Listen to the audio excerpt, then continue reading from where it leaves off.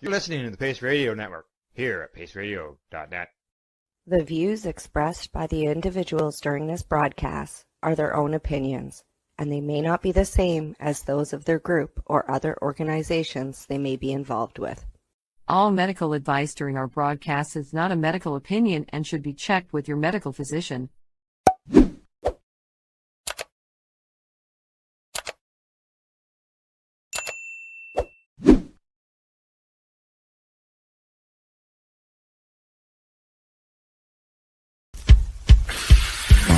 Oh yeah, baby, that's lovely.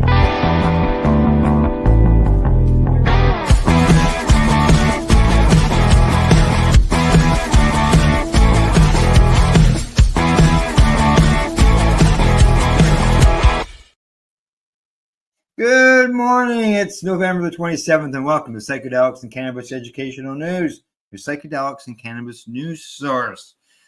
Good day, Cindy. Good morning, Al. How are you? What's that? What's new and exciting? What's new and exciting? I don't know. That's a long list. It is. It is. I sadly had a fall last week, so my brain hasn't been focused on a lot of stuff. So Yeah. As far as myself, I'm doing okay. Getting a little colder out, though. yeah, you get some snow coming tonight, don't you? Yes, and much more of it in the forecast. And yourself? Any snow?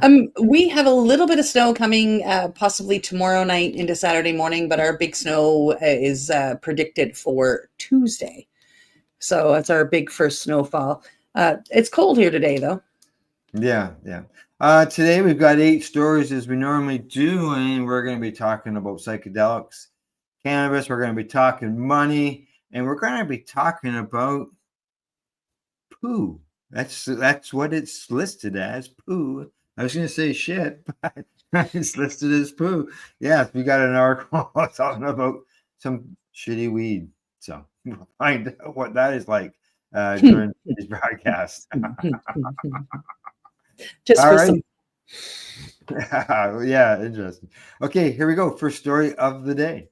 Yeah, a local story coming to us from CBC. BC Drug Compassion Club reduced overdose risk, and lawyer argues in constitutional challenge. Right, that's right. A lawyer for the founders of a Vancouver initiative that provided tested heroin, cocaine, and meth to drug users during the toxic drug crisis says the risk from the street supply is grossly disproportionate to any benefit of shutting down the club. Tim Dixon told a BC Supreme Court judge in his opening statement on a constitutional challenge of the conviction of the 2 founders that shutting down the Compassion Club, launched by the Drug User Liberation Front, violates a drug user's charter, including the right to life and security of the person. The challenge comes after Jeremy Calcium and Iris Nix were found guilty this month on charges of possession of the drugs for the purposes of trafficking, although the conviction has been suspended until the constitutional argument is decided.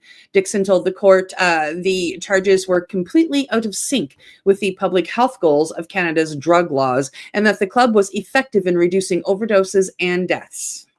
Dozens of supporters watched from the courtroom gallery on the first day of the trial, which was on Monday, which is expected to last 3 weeks and include testimony from both Dolph founders and multiple experts.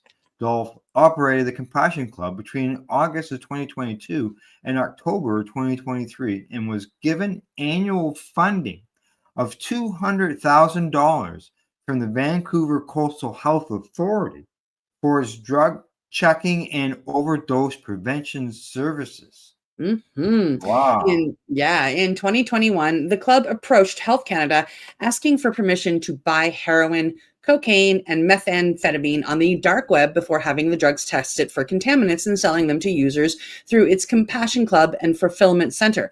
Health Canada rejected the application for exemption from drug laws, saying Dolph's plan presented too many public health and safety risks. The group, however, went ahead with it anyway, saying it would save lives.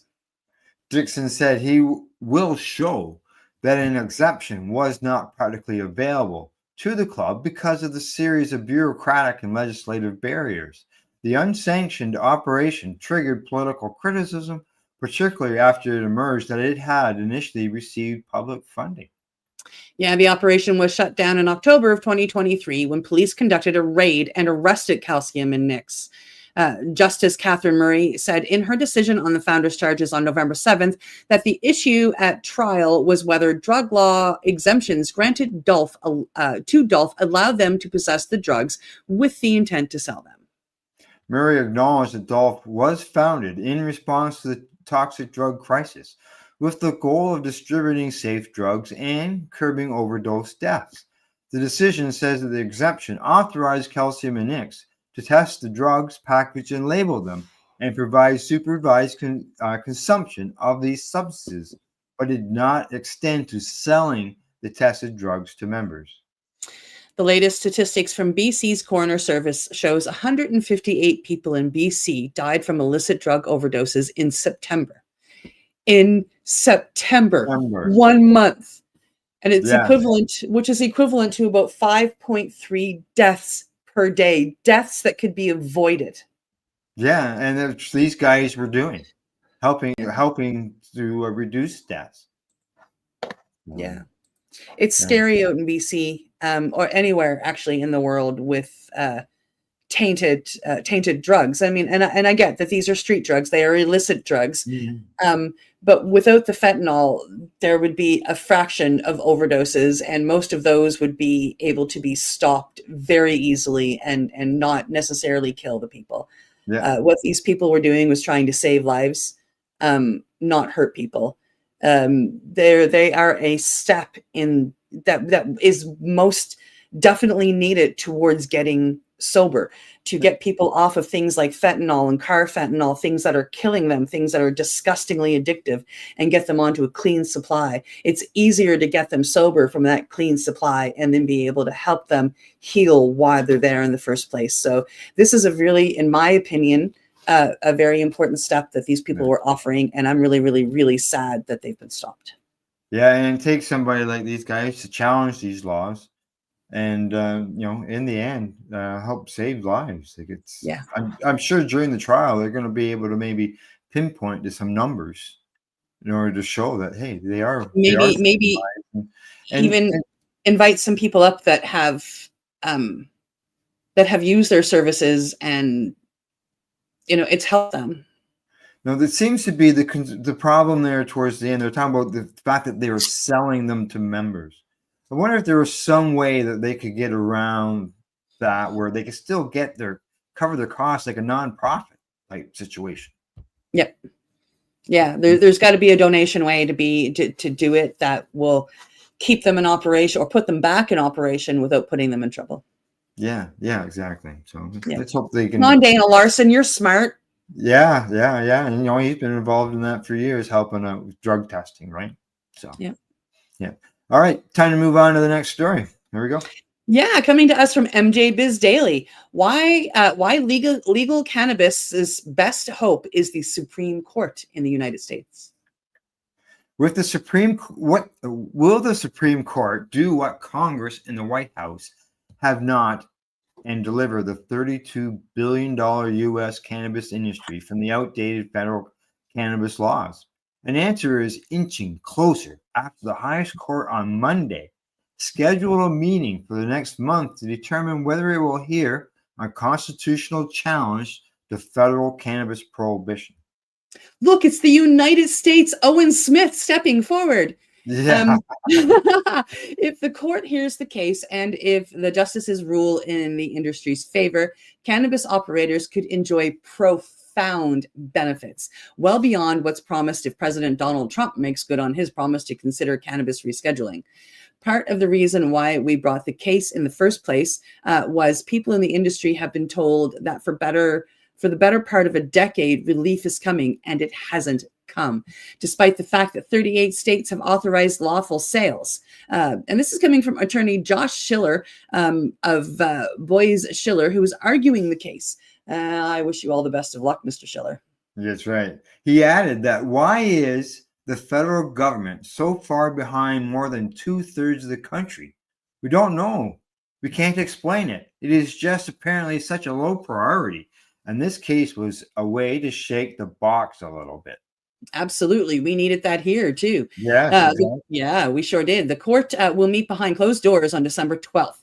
Oh, that's going to be a great day. According to the docket for Canada Provisions et al. Versus Bondi, the lawsuit brought by 4 cannabis companies that seeks to bring federal cannabis policy before the nation's highest court for the first time in 20 years. Look, I'm getting chills just reading this. The court is likely to consider taking up the case in January, Schiller said. Chicago-based multi-state operator Verano Holdings and the 3 Massachusetts-based plaintiffs sued the U.S. Department of Justice in October of 2023, claiming that the federal restrictions on cannabis in the Controlled Substances Act are no longer constitutional. In addition to Verano, the applicants are Canada Provisions, a Massachusetts cannabis retailer, Gayassi Sellers, the CEO of the Trivet Delivery Service, and Wiseacres Farm, a cultivator. The last time federal cannabis laws came before the court was 2005 in Gonzalez versus Reich. I remember that one. That was before a single state allowed adult use cannabis sales. Since then, the legal landscape as well as public opinion have changed dramatically. And conservative justices, chief among them Clarence Thomas, has questioned prohibition's validity. He says that we do not believe that there's been a desire to find the right case to effectively overturn Gonzalez versus Wright, Schiller says. The crux of the argument is that conditions have changed so much since the High Court's 2005 ruling. More than 24 states have legalized adult use cannabis, and the factual basis for that ruling no longer exists. The case also references comments made in a separate case in 2021 by Thomas, who suggested federal cannabis law might not be necessary or proper.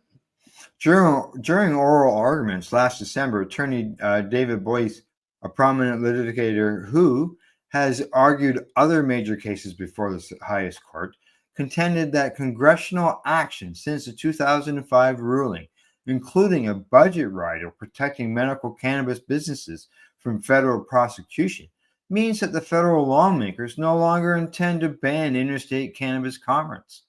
So far, the argument has failed. First in the U.S. District Court last year, and in May at the first U.S.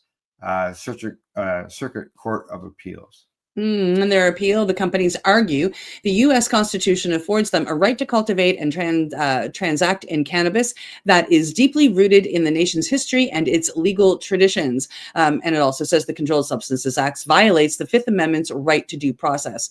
If the Supreme Court hears the case and it's successful, cannabis companies could expect relief from the Internal Revenue Code Section 280E, and easier access to banking services. Hallelujah.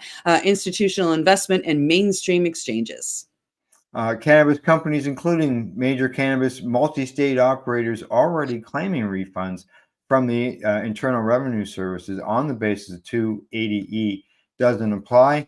It may also have an easier time in tax court, Schiller's added.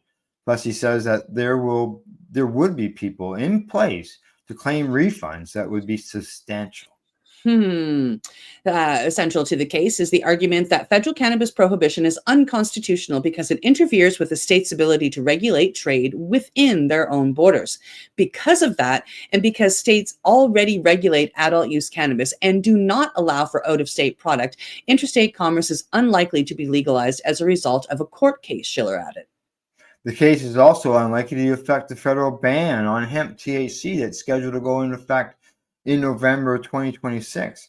The redefinition of hemp, which includes products like Delta-8 THC and THCA flower from federal protection, passed via the spending bill that ended the record government shutdown and was signed into law by President Trump on November the 12th, giving Congress the power to regulate trade. And many states have already banned or strictly regulated hemp THC. However, the legitimization of cannabis via the court could lure even more major corporations to enter cannabis, along with some of the consumer packaged goods, the CPG giants from alcohol and tobacco, already flirting with the sector. I don't think McDonald's will start selling Happy Meals that make you really happy, Charlie says. I was going to say Hempy Meals. Right? And he goes on and says, but they might. The stigma may be completely gone at that point. Yeah. So there you go. Two back-to-back stories dealing with, maybe court challenges that are going to end prohibition on, psychedelic stuff here in Canada, somewhat, as well as maybe federal legalization of cannabis. It would be beautiful for the United States, because that affects us as well with the banking. I mean, it would make things so much easier for everybody, and not just here in Canada, but around the world. Like, I mean, no matter how much Trump is pissing everybody off, they are still the financial powerhouse. A lot of money goes to the United States from all around the world. And it would be really nice to see them come on board, not just to help that, but to help their people, fight ailments and kill pain. Yeah, exactly. All right. So how much money has Canada been getting from cannabis legalization? Let's find out. Let's find out. Coming to us from StratCan, Canada has collected more than, get this, $5.4 billion in federal cannabis taxes, with $4.2 billion supposedly going to the provinces. A new report shared in the House of Commons shows that the federal and provincial governments in Canada have brought in more than $5.4 billion in cannabis tax revenue since October 2018. The federal government has collected $1.2 billion of that revenue, while the majority, $4.2 billion, has gone to the provinces and territories. The figures are updated through August 31st, 2025. The information was tabled in the House of Commons in response to a question from Conservative MP Luke Berthold, who asked on October 7th, 2025. The answer was tabled on November 24th of 2025. The Canada Revenue Agency collects both federal and provincial cannabis excise duty revenues in accordance with the coordinated cannabis taxation agreements signed with each province and territory. The provinces and territories receive 75% of every dollar of excise revenue collected for cannabis wholesale into their provincial or territorial system. Unsurprisingly, Ontario, Canada's most populous province, with about 16.3 million people, brought in the most significant provincial share of revenue with $1.5 billion. Alberta, with a population of about 5 million, brought in about $1.1 billion. Quebec, with a population of about 9 million, brought in about $501 million in cannabis tax revenue. BC, they've got 5.7 million people. They came in fourth, bringing $478 million in tax revenue. And all provinces and territories, except Manitoba, are participating in the federal administered cannabis taxation framework. Except Manitoba. Interesting. The Canada Revenue Agency's annual financial statements for administrative activities, which include cannabis excise duty revenue for 24-25, have not yet been published, but are expected to be published following the tabling of public accounts in Parliament later this calendar year. Cannabis excise duty revenues for 2025-26 represent interim revenues from April 1st of 25 to August 31st of 25. In addition, Health Canada has spent nearly $21.6 million to support educational or advertising campaigns. These campaigns cover prevention messages as well as others, such as lowering your risks, mental health, choosing legal, and preventing of cannabis poisonings in children. I think it's lowering youth risks is what it's meant to read. Yeah. The majority of this, which is $13.2 million, was spent from 2018 to 2019 on two major campaigns. The Your Cannabis Questions Answered national advertising campaign, which integrated topics with Health Canada, Justice, Public Safety, Global Affairs Canada, and the Canadian Border Services Agency, and the Pursue Your Passions experimental marketing live tour. Since 2018, 26 projects focused on cannabis prevention and public education have received a total of $29,597,569 in contributions. Right down to the penny. There you go. Money, lots of money, big numbers. Oh, Yeah, exactly. All right, one more story to go before we get to break. I've got it all lined up and ready to go. Here we go. Coming to us from Mugglehead Magazine, Conor McGregor is the latest fighter using psychedelics for healing. Here we go, another one. Mixed martial arts star and whiskey entrepreneur Conor McGregor claims to have encountered Jesus Christ during an ibogaine therapy session.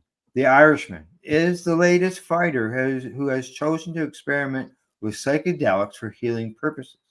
In a post on the X platform on Sunday, he described having a Christian religious experience while undergoing treatment with the psychoactive compound at a clinic in Mexico run by Ambio Life Sciences.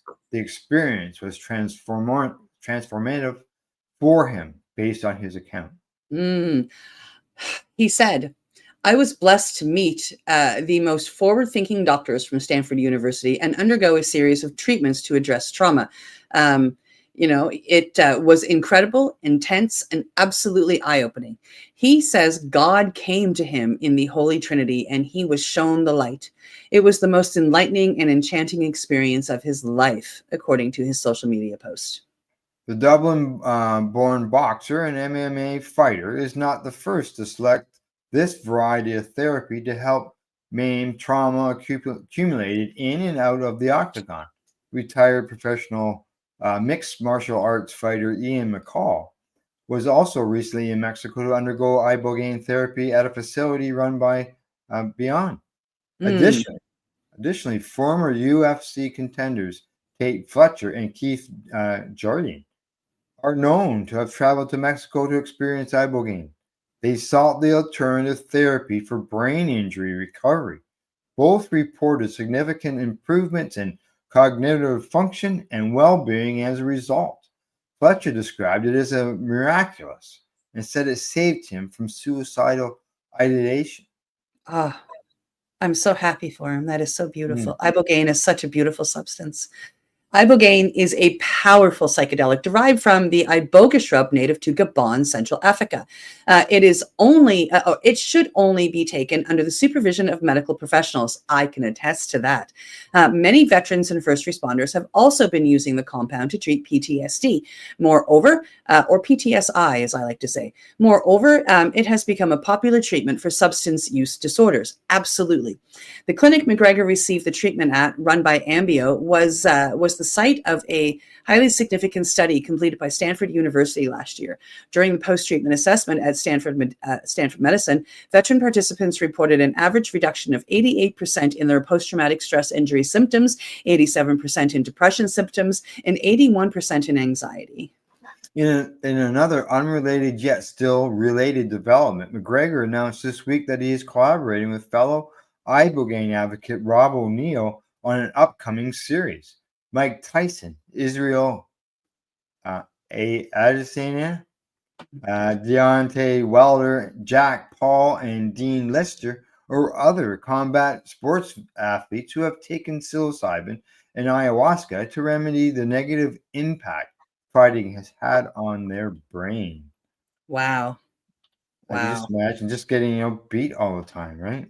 Punched in the head. Yeah, it's going to do stuff to the brain. It's going to break some of the things that are going on in there. And psilocybin is known for, helping synapses reconnect and helping those things fix themselves. And it's just really amazing to see that some of the quote unquote famous people are out there trying these therapies and being loud about it, getting up on their pulpits and saying, this is what worked for me. As we've always said, patient stories educate others. Yeah. Right. Yeah. All right. It's break time. For us to medicate off screen, go to the bathroom or get a drink, whatever you need to do. So, all right. You're watching Psychedelics and Cannabis Education and News. We're live here at paceradio.net and 420pace.ca. You're listening to the Pace Radio Network, here at paceradio.net. Campbellford Lifestyle Shop, open Monday to Friday from 10 till 7 p.m. or by chance. Check out our flags, our t-shirts, plus our hats, and look of that supply of rolling papers, plus much more. We've got bongs and your favorite herbal vaporizers. Look at all the incense we have, as well as for those who collect knives, check out these knives in our collection. And while you're here, stop in to see Shay at the piercing room, where you can get poked by Shay. Daily deals, check them out. Campbellford Lifestyle Shop, 17 Bridge Street West, Campbellford, Ontario.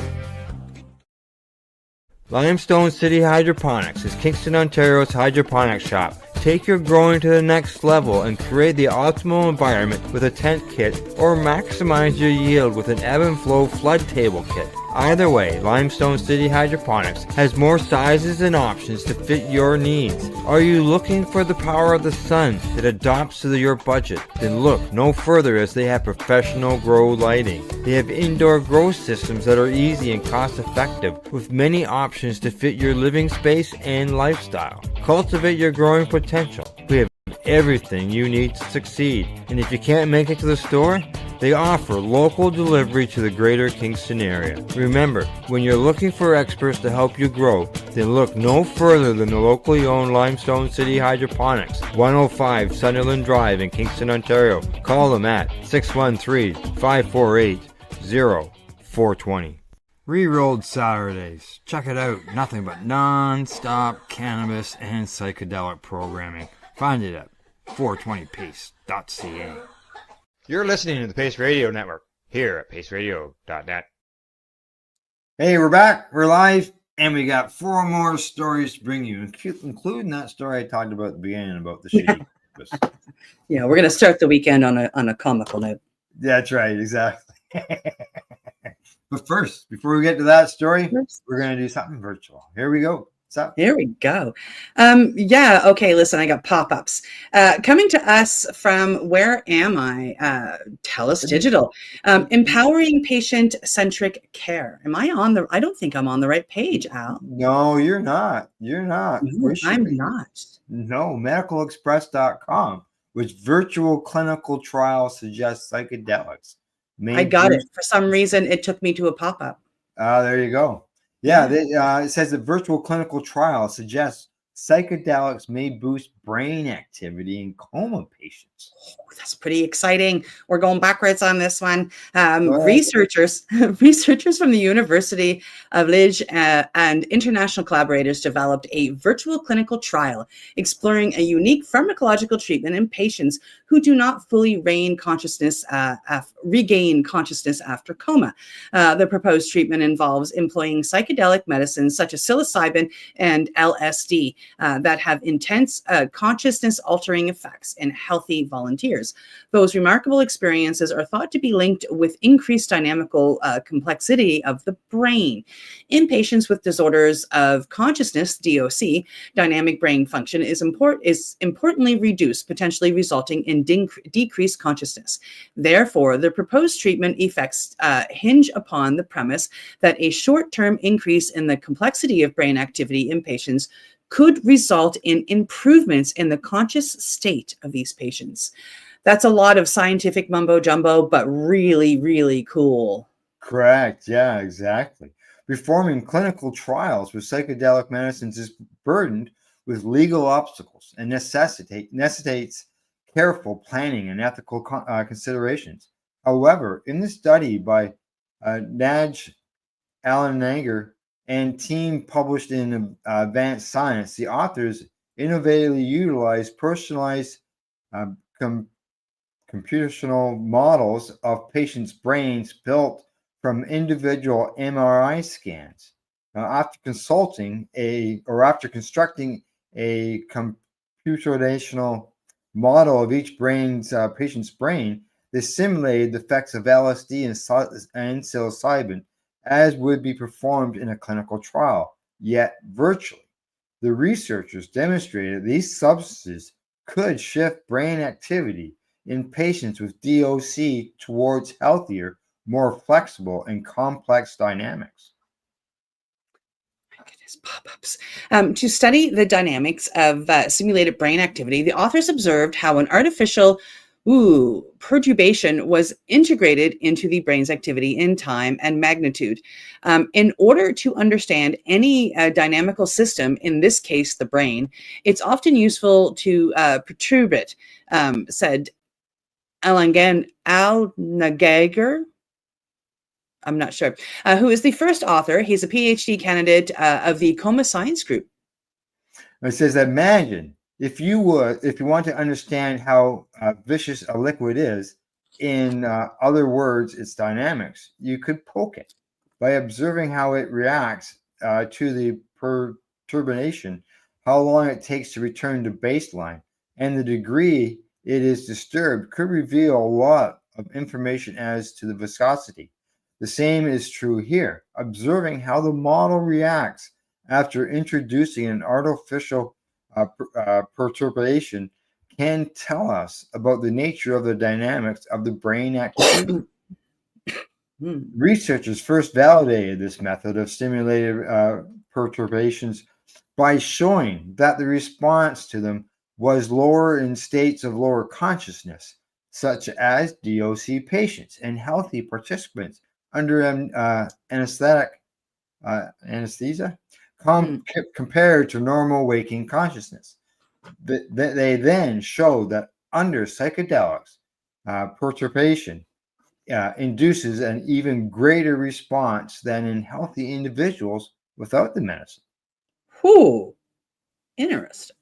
The researchers found that stimulating LSD and psilocybin on patients with DOC boosted their responses to these perturbations. The effect was greater in patients with some minimal signs of non-reflex behavior, minimally conscious state, compared to patients with no detectable signs of clinical awareness, unresponsive wakefulness syndrome.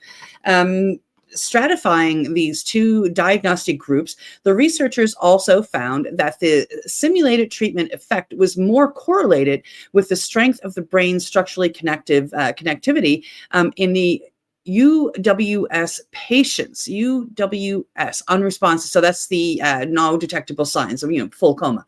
And with the strength of the brain functional connectivity in the MCS, which have some minimal responses. Exactly. Now, Dr. Jetka Annan, who's the senior author and researcher at the University of Ghent, says that what was particularly noteworthy was that the MCS and UWS patients have the same level of structural connectivity strength. What differed was the efficacy of the existing connectivity. Therefore, it seems that not only connectivity strength, but efficient organization was critical in sustaining the psychedelic-related shifts in dynamics. The results of the study suggest that if this treatment was to be carried out in real clinical settings, the type of patients who would most likely benefit would be an MCS patient with a strongly connected functional connectivity. This provides a starting point to target potential future clinical trials, says Dr. Olivia Gozers, who's the director at Coma Science Group. Interesting. Computational models offer a way to test treatments in silico, identify good potential candidates, and investigate the mechanisms of a particular treatment. This is important proof of concept, said Allinger, While much more work is needed before any form of clinical application, this study shows how personalized computational modeling could one day form a valuable part of preclinical work and personalized medicine. Yep, the study was performed in collaboration with the University Hospital of Ling, Imperial College London, Maastricht University, Sorbonne University, and another one as well, and international partners. So there you go. It's good to see. Studies. Yeah. Yeah, which I mean, like it's really interesting. They're talking about putting psilocybin and LSD into patients that are in a coma-like state. Yeah. So whether they're in full coma or they have some response, and what they're trying to see, because science has told us that both of these medicines, both of these things help to rebuild the brain and help to fix the brain. So a coma patient who is that far under has, like, it was one of the things that they're doing is they're fixing their brain when they're in a coma. And it's really cool. I didn't even think of the idea until like reading this. And it's just really neat that, these substances can help these people and, maybe help them fully come back and gain. Exactly. That's what I'm thinking. Holy crapola. That's amazing. Yeah, exactly. Psychedelics for the win. Yeah. Every day we learn something new. That's why it's got educational in our name. Yeah, no, that was really cool. That was a lot of, they could have said it a little bit more layman terms-ish, but that was really cool. Yeah, it is. Yeah. Sometimes we get some tongue twister words. There's no doubt about that. So, yeah. All right. Time for us to move on to the next story, and good news for Quebec. Yeah, coming to us from StratCan, cannabis producers launch an array of unique vapes for the Quebec market.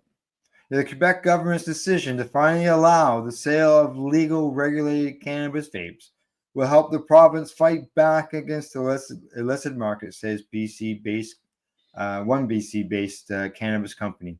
Recent consumer data commissioned by Village Farms Canadian Cannabis shows that more than half of cannabis consumers in Quebec are interested in purchasing vape products from legal regulated channels. The survey, offered in French and English in early 2025, collected responses from more than 1,000 people, including 500 current cannabis consumers.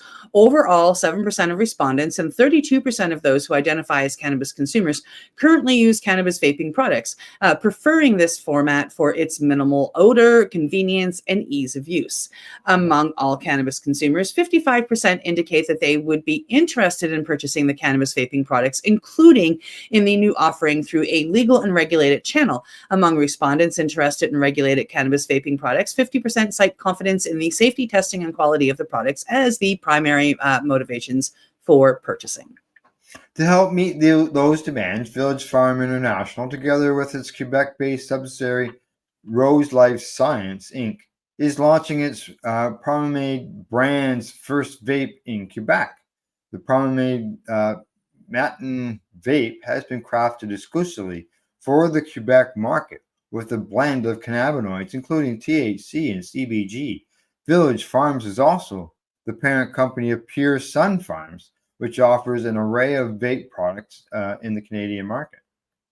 One unique facet of Quebec's cannabis regulations is a 30% THC cap on all cannabis products, including concentrates and vape pens. Because most vape pens on the market tend to have 70 to 90% THC, this has required cannabis companies looking to sell their vapes through the Société Québécoise du Cannabis, the SQDC, to come up with unique formulations. One such company, what's that? They capped it. They capped it at 30%. Yeah, which is crazy. Wow. I can understand that for flour, but when you start pulling the concentrates, to me, it just doesn't make sense. Yeah, exactly. Yeah. What else are you going to put in there if you're only going to allow it to be 30%? Like, what other crap are you going to make me smoke, right? In vape-wise, right? So one such company, Quebec-based cannabis and hemp grower, Group Chanav, has created a live resin vape especially for the Quebec market. While they have flour and hash available in other provincial markets under the brand Bleu, along with a range of CBD products, their new full-spectrum extract resin cart is the first of its kind for the company. Yeah, Bleu has developed two 100% pure balanced live resin carts that fit within the SQDC's 30% limit, utilizing inputs from their own THC and CBD farm. The company's founder, Danny Leverrier, says this represents a project he has wanted to realize for over a decade. Blue has been building towards this moment for nearly a decade. We've developed two products, 100% pure, balanced live resin cartridges that fit within the SQDC's 30% limit. It wasn't a quick project. It took discipline, patience, and years of perfecting cold chain handling, from harvesting at -2 degrees to frozen storage, to hydrocarbon extraction, to formulation, to ceramic carts filling. These limitations, he said, forced the company to find unique solutions that he's excited to begin sharing with other markets in Canada soon as well. I'd be interested in trying just to see the difference. For years, Canadian vape innovation has been driven by THC potency and flavors. Quebec's framework forced us to rethink that entirely. It pushed us towards something more honest, a vape that reflects the plant and the consumer, not the lab bench. Yeah. Most vape products in Canada are made from distillate with added botanical terpenes, he added. What we're offering is something completely different. This is cold chain, pure live resin, no botanical flavors, no reconstruction, no shortcuts, just the plant's full spectrum chemistry, preserved live and balanced. A balanced experience has its place. After all, 94% alcohol is legal at the liquor store, but you don't see many people buying it. No. Yeah. Now, the SQDC first announced its plans to allow the sale of cannabis vapes in November of 2024. This decision was made with the goal of providing a lower risk alternative to Quebec customers compared to unregulated vape products. Additionally, the SQDC says that all its in-store advisors and online chat agents have received training developed in collaboration with the Quebec Ministry of Health and Social Services to help them guide consumers towards responsible consumption. The training includes information on the specific characteristics of different extracts, the safe use of vaping devices, awareness of addiction, and the dangers of products available on the illegal market. In addition to the 30% THC limit, no additional flavors can be added to these products except for cannabis-based derived terpenes that are already in the product. More than 24 vape products are expected to be available through the SQDC beginning November the 26th, so yesterday, people, with 2 vaping devices and 25 different cartridges in its brick-and-mortar locations, as well as an additional 5 through its online portal at the sqdc.ca website. Very cool. Other producers with products in that initial launch include Canana Biotech, which previously announced it had received preliminary approval from 5 cannabis vape SKUs in Quebec, and Tilray, which announced 2 1-gram 510 thread cartridges. Mercanto Holdings Incorporated announced on July 7th that it had received preliminary acceptance for 3 different SKUs. Quebec was the final province not to allow such products to be sold. PEI recently lifted its own moratorium, with sales launching on November 21st this year. Newfoundland and Labrador also previously banned the sale of cannabis vapes, but began allowing them in 2022. There you go. Another part of prohibition comes to an end in Quebec. It's just too bad that they continue the prohibition of cannabis growing by their citizens. Yeah, well, that will change too. Yeah, well, hopefully. It takes time. It takes time. It'll have to be a change of government because the Supreme Court has already agreed to it. Yeah, well, I mean, and sometimes that's what it takes, right? Like, we watched Manitoba go through it. They can now grow. Somebody will eventually stand up, and they'll get caught. They'll get in trouble. There will be another constitutional challenge, and it will go. But like, by then they'll have watched the rest of Canada and what's going on, how, Manitoba has handled it, et cetera, et cetera, et cetera. I still feel that, we'll get there. It's just going to take a little bit of time. Yeah, exactly. You know, that product description that the fellow was talking about sounds really good. It was just the 30% end of things. Now, I'm not sure. I don't Yeah, recall it saying it was available anywhere else other than Quebec, though. but 30%, I've started catching on. 30% is the THC equivalent. Right. So if they're Yeah. taking a flower, and the flower is 28% THC, and then you've got this compound and that, cannabinoid, and that cannabinoid, and that cannabinoid, they can take that whole flower, make a live resin, and create the cart. The cart is still below 30% THC, which is what they're watching. It's not a total cannabinoid percentage; it's a No, it's just THC. THC Yeah, just the percentage. THC. And what caught my eye about that, and what's got me really interested, and I would love to get my hands on some, is that they are creating them strictly from live resin. They're not throwing Yeah, in any other flavonoids or any other crap, which is what I was worried about. Which that's is ridiculous. just, yeah, it's really cool. Like my Yeah. favorite carts have been pure live resin. I mean, they're on the illegal market, but and it's really hard to find them these days. But and I haven't seen them in Nova Scotia in a long time. But Yeah, yeah. I Oh, like that live resin. 1964. So you taste like you're smoking a joint, like you taste the cannabis. 1964 has got live resin vapes and Well, that's what I use. no added terpenes. Yeah, That's they're what I pretty look. amazing. That's what I look for as well. Yeah. When it comes to the vapes. So, all right, from vapes to maybe better access to cannabis. Here we go. Wouldn't that be nice? Coming to us from Marijuana Moment. New York governor signs bill expanding state medical cannabis program with new rules on home grow, possession limits, and more. Let's hope those homegrown rules are favorable. There we go. New York Governor Kathy Hochul has signed a bill into law updating the state's medical cannabis program, with revised rules that grant reciprocity to out-of-state residents, streamline the patient certification process, allow adults 18 and older to grow their own cannabis plants for therapeutic use, and more. All right. The legislation from Assembly Majority Leader Crystal Peoples-Stokes and Senator Jeremy Cooney, which advanced out of the legislature in June, was signed by the governor on Friday. Under the newly enacted law, patient certifications will also be valid for 2 years rather than 1.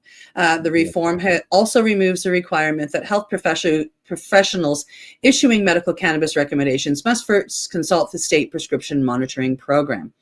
This legislation reflects New York's ongoing commitment to compassion, science, access, and equity.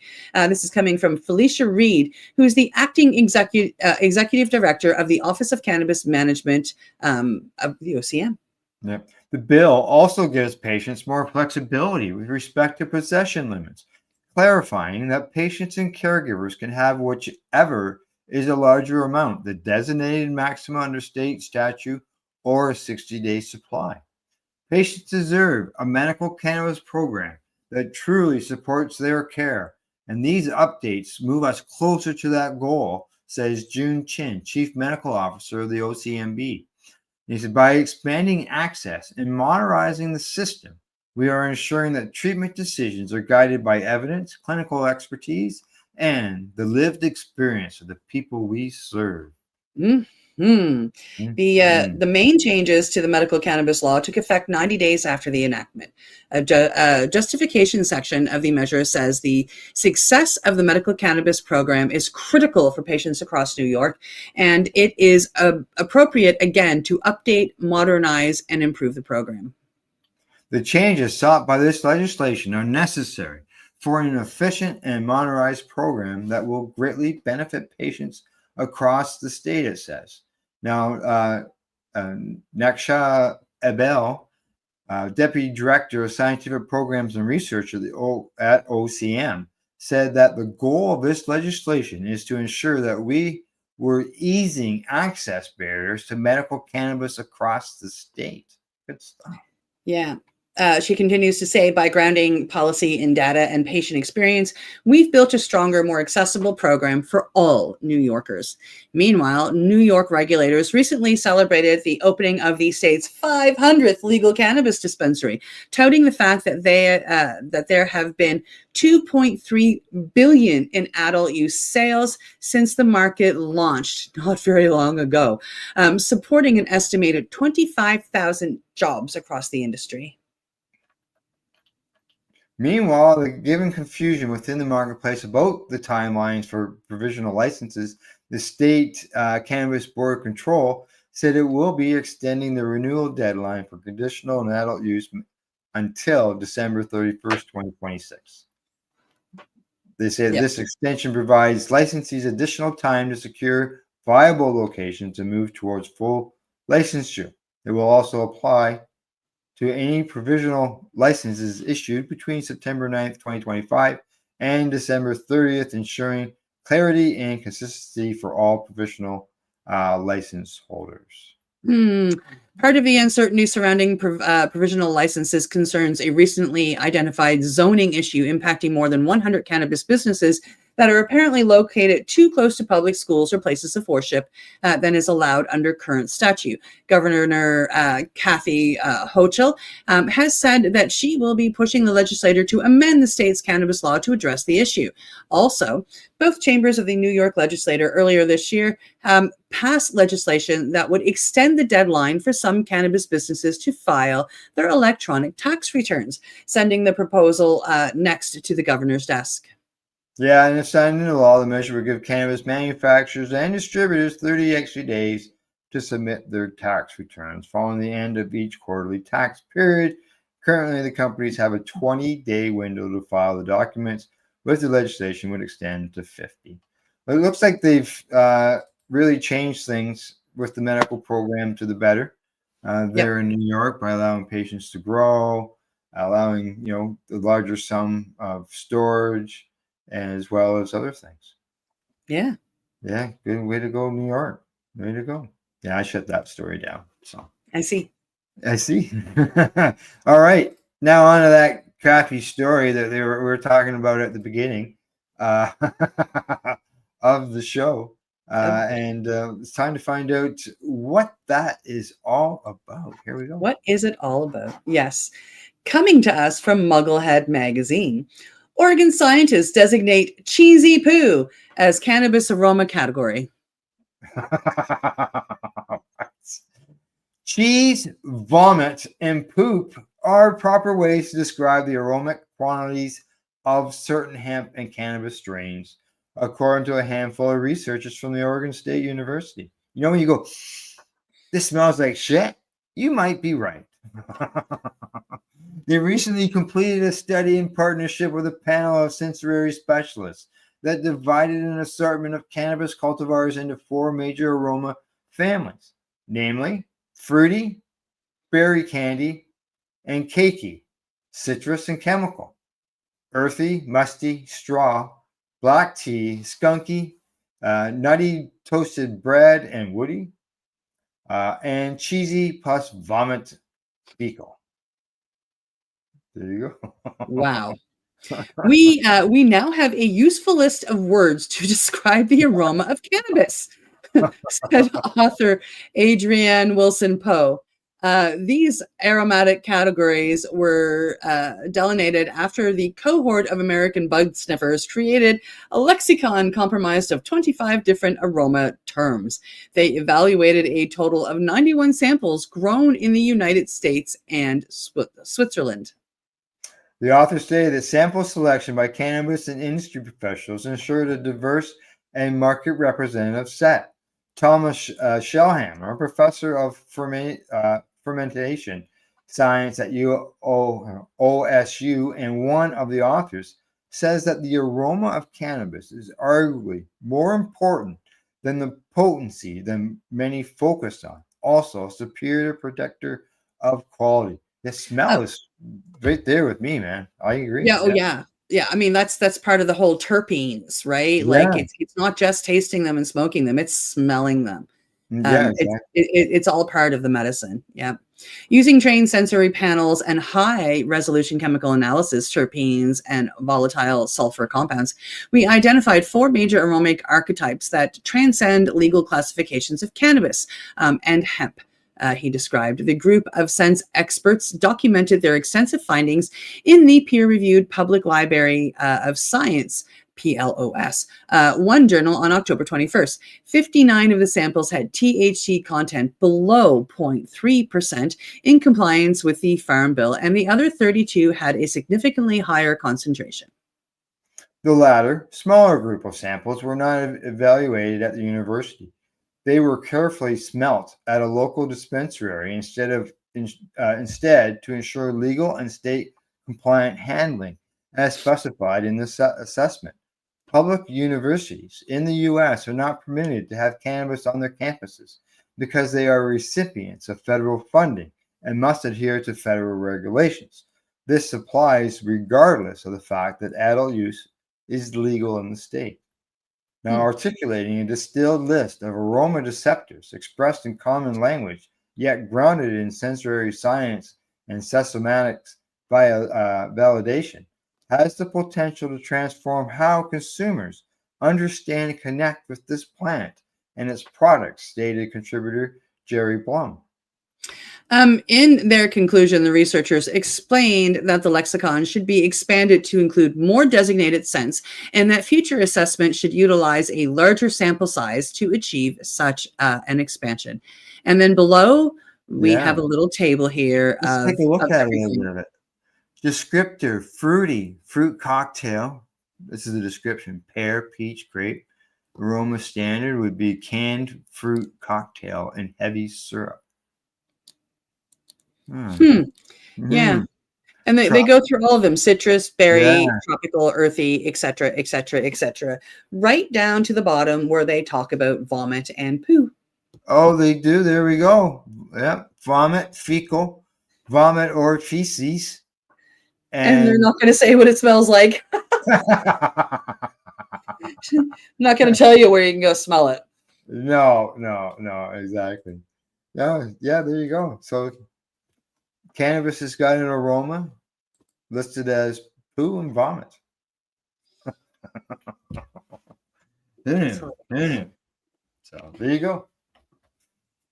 Anything else off the top of your head you want to mention before we say goodbye? Yeah, well, if you're in Nova Scotia and you have nothing planned for Friday night, the Nova Scotia Psychedelic Society has something really cool going on. We have a speed psychedelic friendship thing going on. It is being held in Halifax. If you go to our Facebook page, the Nova Scotia Psychedelic Society, there is information under the events. I'm sorry I don't have it up. I just thought of it when Al asked me. Yeah, so if you're in or around Halifax, Nova Scotia, come on down and join us. There will be some tickets at the door, or you can purchase them through Eventbrite. Yeah, we'll have stickers, we'll have treats, we'll have new psychedelic friends you can meet. Yeah. And this is a sober event, by the way. We're asking you to not come all strung out on psychedelics.